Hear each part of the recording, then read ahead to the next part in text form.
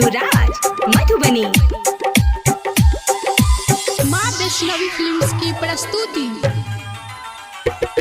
होठ लाली दलियो किन गे भूल गेल ही बीतल दिन गे। होठ लाली दलियो किन गे भूल गेल ही बीतल दिन गे। लोर गिरे आँख सरोजे तोरा असरा में जाके बैस गेल जानू अपन ससुरा में।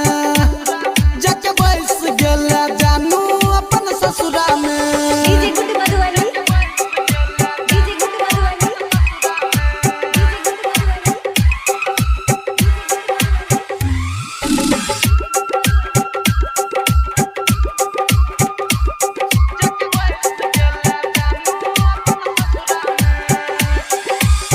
चलही कसम गे चलही सितम गे तोरा बिना कोन के जीव जन हम गे।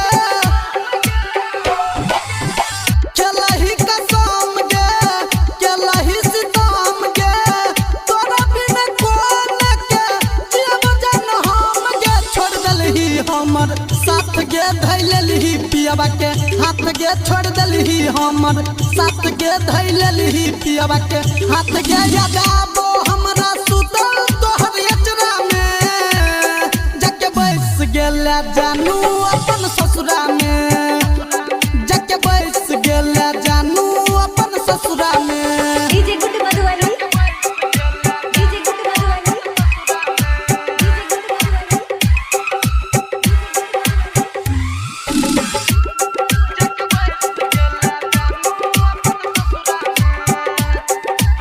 माँ वैष्णवी फिल्म्स की प्रस्तुति।